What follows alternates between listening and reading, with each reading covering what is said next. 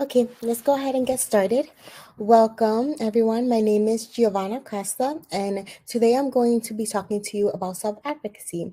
So we're going to just go through a presentation where we talk a little bit about what self-advocacy is, why it's important, and how it can benefit us. And then we'll share some tips about self-advocacy. Essentially, I want you by the end of today's session to realize the importance of giving yourself your own flowers, why you should be doing that consistently, and why you should be doing it constantly, and why it's important to do so.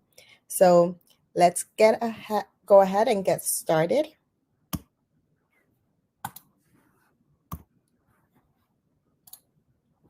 So, like I mentioned, we're going to define self advocacy. We're going to talk about the importance of self advocacy. And even though most of this presentation is really general and it talks about self advocacy in general, I do want to focus on the importance of self advocacy for women at work specifically and why that in specific is very important.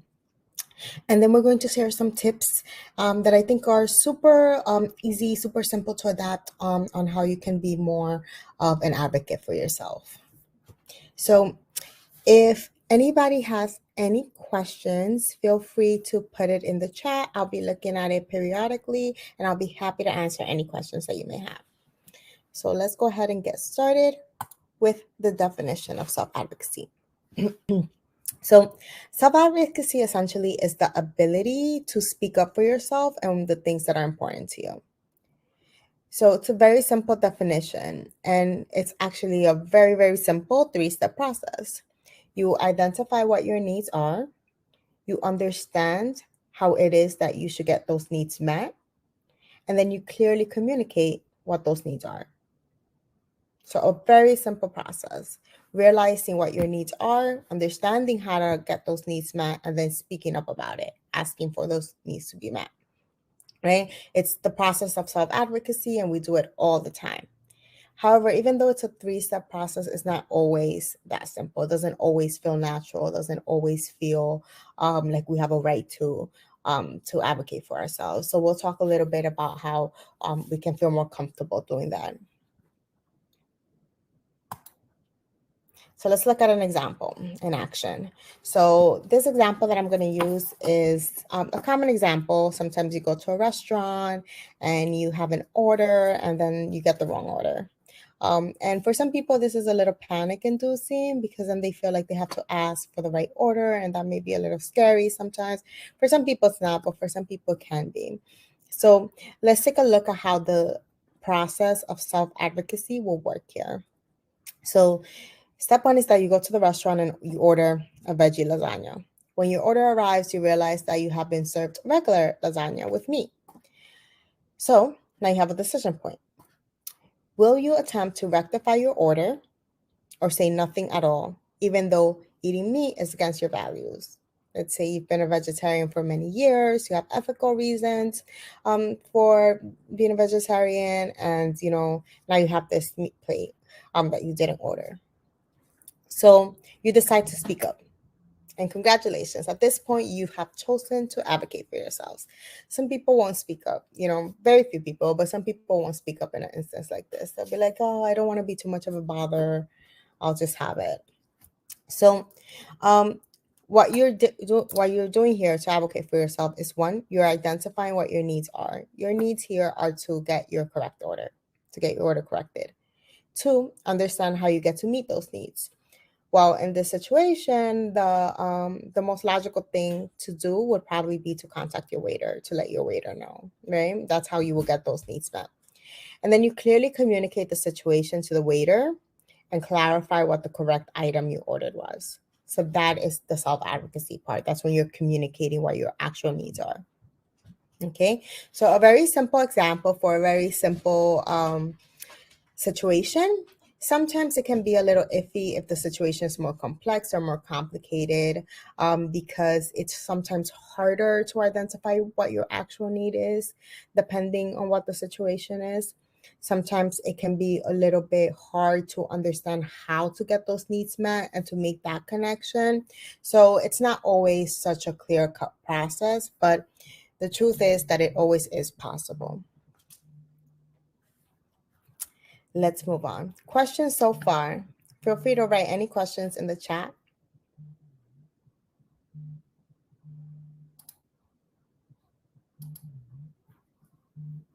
Awesome. So let's move on to the next slide. So why is it important for you to advocate for yourself? Why is it important to have self-advocacy and to practice it as often as possible?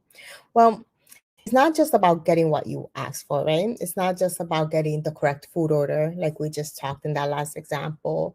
At work, for example, it's not just about getting more money or getting more recognition or whatever it is you're advocating for. It's not about those things. It's what those things bring with it. Individuals who practice self-advocacy are more likely to thrive in school, at work, and in life in general, right? Because when you advocate for yourself, it leads to other positive feelings. You get increased confidence, increased self-empowerment, improved communication, increased independence, improved problem solving skills, increased self awareness, and increased overall awareness. So you become a more well rounded and a more developed person because you're able to sort of practice these communication tactics and these problem solving tactics as you're advocating for yourself, which is super important in life. Questions before we move on? Awesome. Let's continue. So we said at the beginning that we were going to focus on self-advocacy at work, even though it's important in all aspects of your life. But at work, it's super, super noticeable, and it can get you immediate results if you put it into effect. So it's particularly important at work because if you wait around for others to take note of your accomplishments, you might never get recognized. And that can be the difference between staying stagnant in a role that you hate or opening yourself up for more opportunities. The thing is that the work environment has really, really changed in the last couple of years. I mean, it changed in the 1 or 2 years alone that we've had COVID.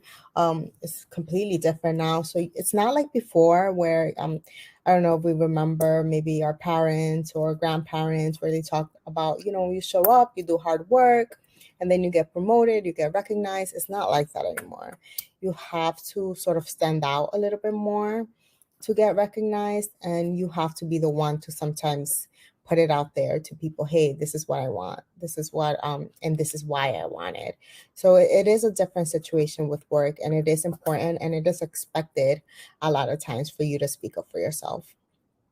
Failing to advocate for yourself can result in being overlooked for things like promotions, increased compensation, leadership opportunities, and things like that. Sometimes if you don't speak up, your manager, your boss, the leadership in your job, they may think that you're just happy with the role that you're in.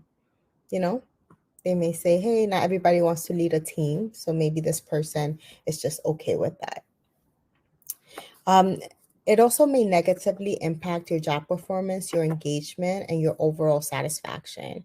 If you feel like you're constantly being overlooked, if you feel like you're not valued, if you feel like you're not being seen at work, that can lead to many feelings. It can lead to you feeling unappreciated, and therefore your job performance, your engagement, and your overall satisfaction at work may be hindered because of that. Questions so far? Awesome. Let's move on. So, self-advocacy is important for everybody, males, females, at work, just anybody at work, no matter how you identify in terms of your gender identity. So it's super important for all of us to advocate for ourselves. However, it is particularly important for women to advocate for themselves at work. Women, particularly Black, Indigenous, and women of color, are consistently underpaid and underrepresented in leadership roles in the workplace. There's many studies that have been done about this, and it's just a fact. This is known as the gender and race wage gap. So the numbers look as follows. For every dollar that a working white, non-Hispanic male makes, women make as follows. So women in general make 82 cents. Black women make 63 cents. Indigenous women, 60 cents. And Latino women make the lowest out of any demographic across any field, which is 55 cents. So for every dollar that the working white non-Hispanic male makes, Latina women make just a little tiny bit over half of that. So definitely the gender and the race wage gap is real. Just checking the comments. Sometimes I think people think I'm rude if I stand up for myself. How can I deal with that? That's a great question. Absolutely. I think we will get to a little bit about that when we talk about tips. But yeah, when you're standing up for yourself, if you're a woman specifically, the perception can be that you're being aggressive and that you're being rude. There's some studies that have been done where they have a male at work say one thing, and then they have a female at work say the exact same thing. So they're both saying the same sentence, right? Then they ask the audience what they thought about it. For the males, the audience usually says something to the extent of, "Oh, they're being leaders, they're being assertive, they're being intelligent." For the women, they often said things like, "Oh, they were being aggressive, they were being rude, they were being unprofessional." So I think the first step for you is to realize that that perception may already be there no matter what you say. Sometimes people may just think that speaking up is rude, and it's okay if you're I think it's important to be okay with that, to be okay with, some people may think that I'm rude, but that's not my intention, and this is why, right? So if you're asking for something, if you're speaking up for yourself, it is important to give the why.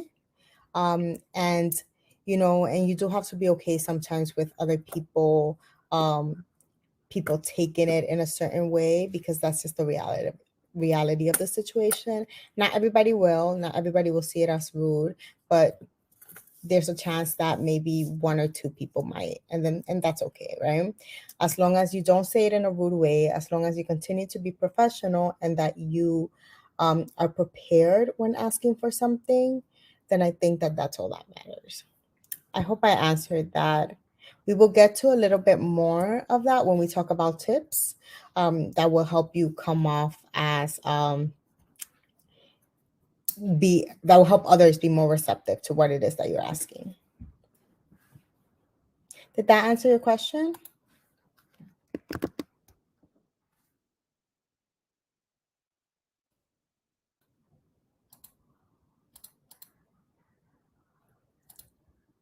Okay, no problem. You're welcome. We will talk a little bit more about that in tips, but I think the first step is always to be like, hey, this is my truth. This is what I need to say. There's a chance that it might not be accepted in the way that I meant to say it, and that's okay for there to be that chance. But just focus on what it is that you need and what it is that you're asking. So let's talk a little bit for more about women at work. So like we said, women of color particularly, are not making as much money as men. They're usually underpaid, and they're usually lowballed, which means that when you go get an offer as a woman, sometimes you get a lower offer than a man for the same role. So it's a big problem, and it's unacceptable. Obviously, it's definitely a systemic issue, and there are a lot of organizations doing great work to increase pay transparency and promote equal pay and pass the necessary laws to help close this, to help make this get better. So, for example, if you live in New York, yesterday there was a law that went into effect that now every job has to put the salary in the job description. So they have to advertise salary, which is really good, because if the salary is advertised as $100,000, and then you go to the interview and you get the role and they try to give you 85, then you're like, no, 100 was in the job description, right? So they can no longer lowball you like they used to do, to a lot of women of color, specifically, and women in general. So this is a really, really good thing. And a lot of these laws are very helpful for that. But one thing that I think can really help as individuals, in addition to the laws and all of these things, is that individuals ourselves, we have to be comfortable with confidently and proactively advocating for ourselves. We have to be comfortable with speaking up and taking more of a proactive approach to the things that we want. I've been in leadership roles for a good amount of time, for like 10 years or so, and I've interviewed a lot of people. And what I noticed in my interviews is that a lot of women do not ask for more things. They don't ask for more money. They don't ask for more promotions. They don't ask for more opportunities. They don't ask for anything really, in comparison to the men that I interview. The men that I interview are more proactive about asking for more things. So I think it's definitely important to take it upon yourself to ask for the things that you want. Questions so far? Awesome. So let's talk through a few tips on how to advocate for yourself.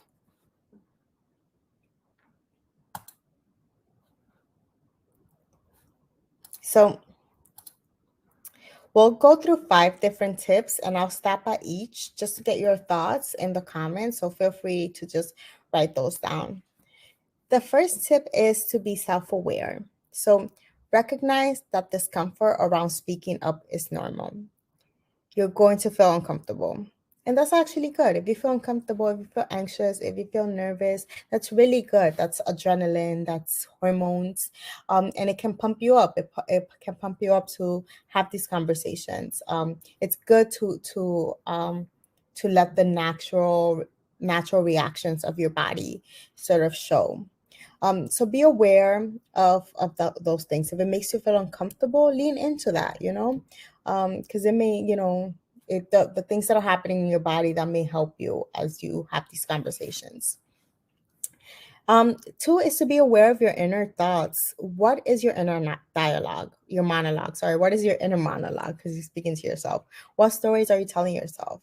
Are you telling yourself, oh, if I speak up, everybody's gonna hate me? Are you telling yourself, I shouldn't speak up? They're just gonna say no anyway. So pay attention to the things that you're telling yourself already, because that can definitely affect how you present yourself when you advocate for yourself. So we all have self-doubt, right? We all feel like, there are some things that we can't do. We all have doubts about ourselves, but rather than accept those doubts as the truth, challenge it. What other thoughts can you have around the situation? What other things are true? Yes, totally agree. Which feeling? The feeling of self-doubt or discomfort? So I'm responding to the chat message. Somebody commented, Hidveta, I don't like that feeling. So which feeling? The feeling of discomfort around speaking up or the feeling of self-doubt? They both they both can be really uncomfortable. So definitely.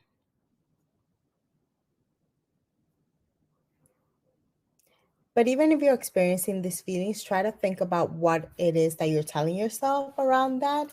And discomfort, yeah. Discomfort is a very tough feeling. It does help to allow yourself to feel it though in your body. So like watching the discomfort just sort of run through your body, I find a little helpful because it kind of passes through. So if you feel uncomfortable and you're feeling yourself tense up, kind of just let it go and watch as it moves. So sit with yourself for maybe a minute or so, give yourself that minute if you're feeling very this uncomfortable, just to sit and see what's happening in your body, because your body does tell you a lot. So rather than accept these things as true, again, just challenge it, right? So if you're saying to yourself, I don't want to speak up because I don't think that because the answer is going to be no anyway, right? And you're telling yourself that over and over. So what else can be true in this situation? Well, it can also be true that maybe the answer is yes. It can also be true that maybe the answer is no, but then something else happens, something else is offered. So there are other things that can be true. It's not just the thing that you're most afraid of. So try to challenge those thoughts a little bit so that you can come to the process with a more open mind rather than a defeated mind. Two, any questions on one so far or any thoughts?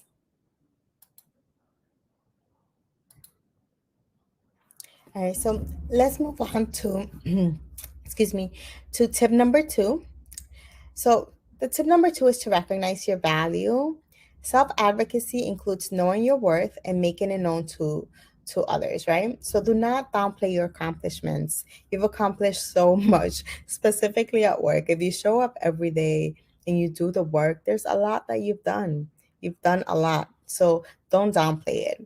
Make a list of your strengths, your contributions, your areas of improvement, and what you've done to improve on them, the value you can bring to a situation, the impact you have had on people. So make a list of all those things. If you need the reminder specifically, if you feel that you are not doing good enough, if you feel like you don't deserve the promotion that you so clearly want, write down the things that you have done, the things that, what your strengths are, the things that make you valuable. There's so many of them, and sometimes we just need that reminder for ourselves. Keep the list nearby for when you need the reminder. It's important to be aware of your own value when you're advocating for yourself, so that that doesn't get lost in the sauce. Because the point of advocating for yourself is to get certain needs met, and you deserve to have those needs met. Questions so far? All right, so let's move on to tip number 3 and 4. So, tip number 3 is to be prepared. Now, this is particularly important at work. If you are going to ask for a promotion, if you are going to ask for more pay, if you are going to ask for anything really at work, for more opportunities, for more visibility, for more access, for more resources, whatever it is that you're advocating for, and you're going to have a conversation, it is absolutely important to be prepared. If you don't come prepared and you say no, and the answer is no, the answer that you receive is no, you might feel like, oh, I should never speak up for myself ever again. That's not the lesson here. The lesson is that you should be a little bit more prepared the next time you speak up. And what I mean by prepared is just knowing the information, knowing the facts that are needed for this particular conversation. So if you're asking for a raise, if you're asking for more money, you should know what the amount is. So if you're making $15 an hour, you should know that the raise that you want is $20 an hour. So you should have an exact number. You should know if that's normal in your field, in your industry, if that's standard. You should know how much other people are making. You can find that information online in terms of other people in your field.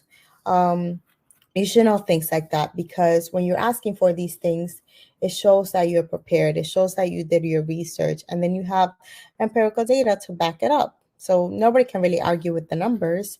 If you go to your boss and you say, hey, I'm making $35,000, but based on my research and based on industry standards, the standard salary for this role is $50,000. So I would like a raise to reflect that, right? Because now you did all the research, and they can't really say, oh no, that's not really the standard, because you did the research, you know that it is. So it does give whoever you're talking to, it does give them less room to push back, because it is very difficult to push back on things that are facts. So whenever possible, do use data to support your request. So things like market industry standard or anything really, even if you don't need any data for whatever you're asking. For example, let's say that you're asking the waiter to make you a new order or something like that. You don't need data, right? You're not gonna say like, 90% of the orders are are wrong or something like that, right? You don't really need it in that situation. But being prepared here will probably be maybe thinking a little bit about what you're going to tell the waiter beforehand, or having an order ready, a new order ready before you see the waiter. So that's what we mean by being prepared. Understanding what your talking points are, bringing any necessary data that will help back up your argument, and just feeling prepared mentally for that conversation. That's super helpful. Questions so far?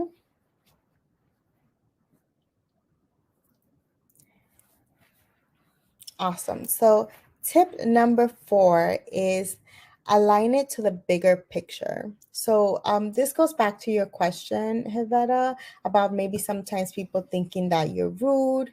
If you stand up for yourself, it does help, I think, to align your ask to just the bigger overall picture. So, for example, if you want something, most of the time it doesn't only affect you, right? It affects other things. So if you want a promotion, it's not going to just be for you. Yes, you're the one that's going to get the title and more money, but it also affects the company. You're going to be working for the company at a higher capacity. You're going to be more engaged because you're in a role that you wanted and that you're more happy, and you're going to try your best. So overall, the company is going to benefit from your promotion as much as you are. So it is important to make these things known. Um, Aligning your goal to maybe like organizational goals if you're at work, and showing the impact that your accomplishments have will help show how your promotion can benefit everyone. So it sort of helps you get buy-in. So whenever you can, try aligning your ask to the bigger picture. Questions so far before we get to the last tip? Awesome. Thanks all for hanging in there. And let's get to the last tip. So, the last tip is not to be afraid to fail. So, when you're asking for something, the answer can be yes, but the answer can also be no.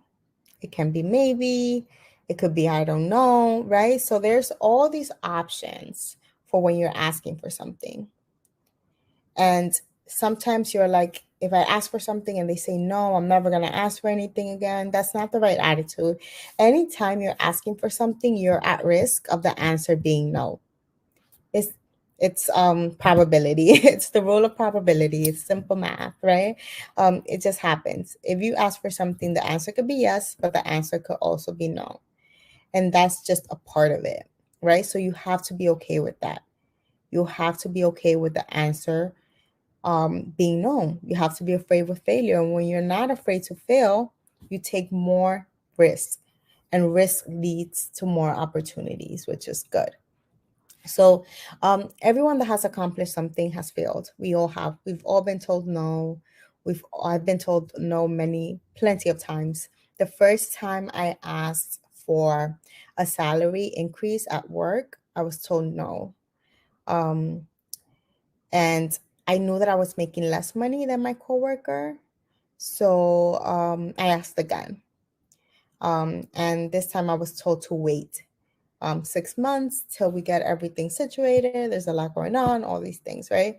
And then I asked again, and then I was told yes. So I asked 3 times. The first time was no. The second time was like, wait a minute, so maybe.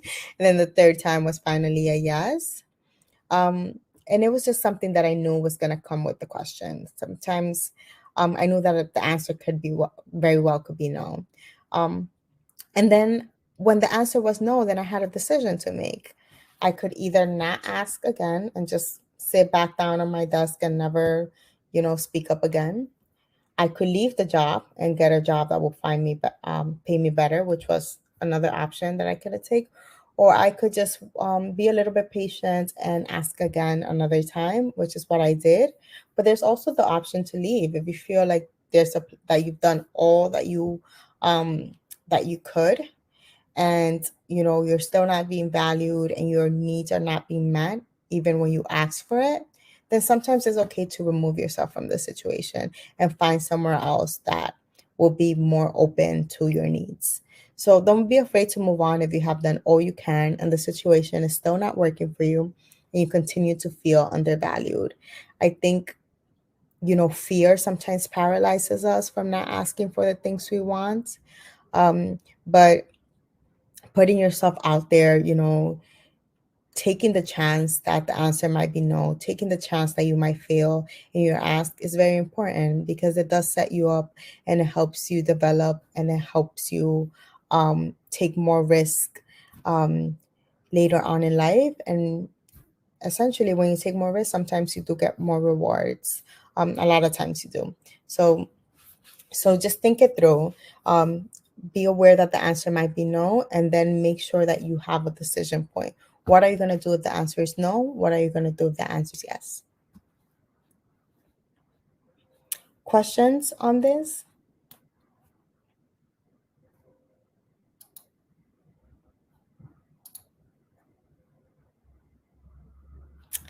Awesome. So I do want to do one final little activity. Um, and I want to take about 5 minutes on that. So I'll tell you what the activity is. So let's put the whiteboard on. So I'm trying out the whiteboard. So be patient with me. Let's see if this works.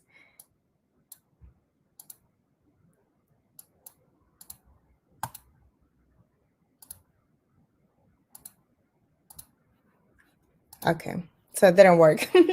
But I'll just tell you what the activity is, and then I will put it in the chat so that we're all on the same on the same on the same page. So I would like you to all just take about 5 minutes to list maybe 3 things, 1 to 3 things that you have accomplished.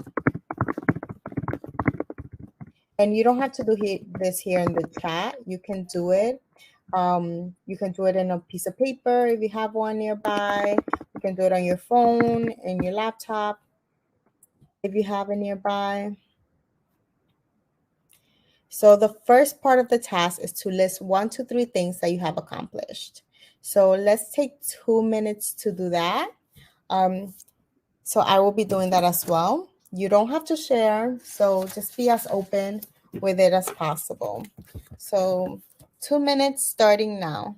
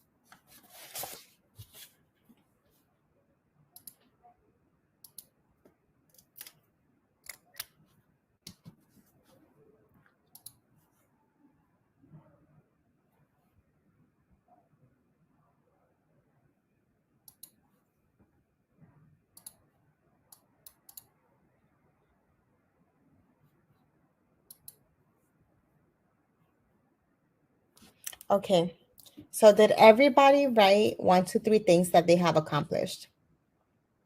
It could be today, it could be yesterday, it could be in your whole life, just anything that you're very proud of.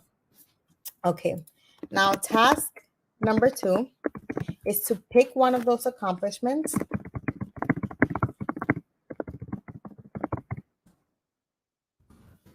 and write up to 10 things It can be less than 10. So let's say 5 to 10 things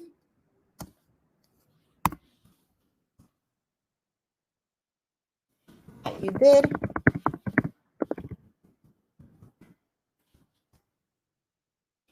did to make that happen. So pick one of those accomplishments and write 5 to 10 things that you actively did to make that happen. So how did you make that accomplishment happen? What was it that you did specifically? What actions did you take to make that happen? I'm going to do the same for mine. So you have 3 minutes to complete this. Time starts now.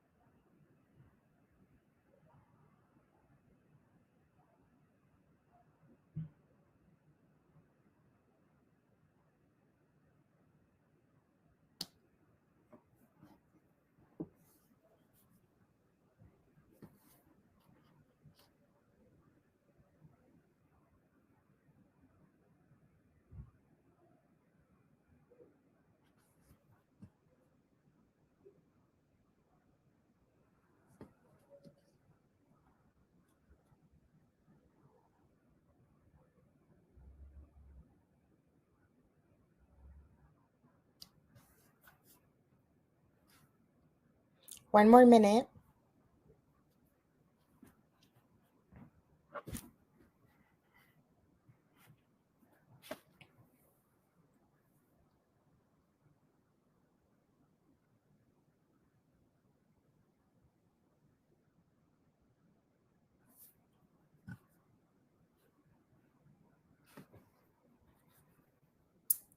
Okay. So time is up. I hope you got to list at least a few things, 5 to 10 things. It doesn't have to be 10, but at least 5 things that you actively did to make your accomplishments happen. Does anybody want to share? So if you feel comfortable, you can write your some of your responses in the chat. Just let us know, what you wrote or how the exercise felt or anything that you'd like to share. No pressure if you don't, but if you would like to, the chat is open. So please go ahead and share.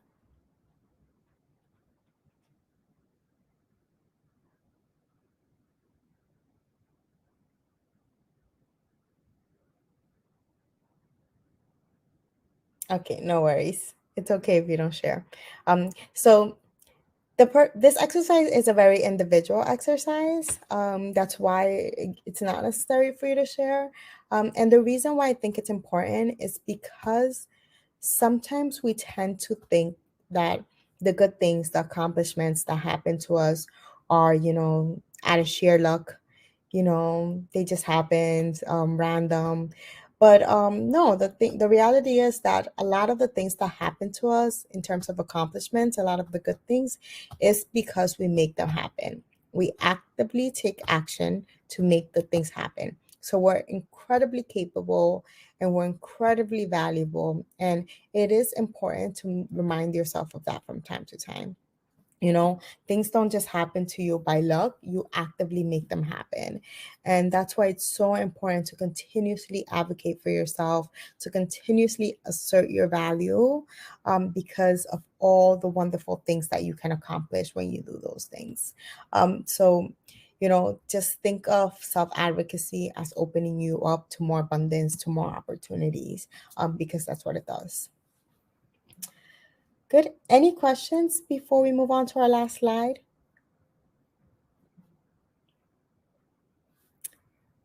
Awesome. So I want to thank you all for your participation. And I want to remind you to please stay in touch. I have a website, Good Energia, which is my company. But it's under construction now. We're still working on it. But my Instagram is up.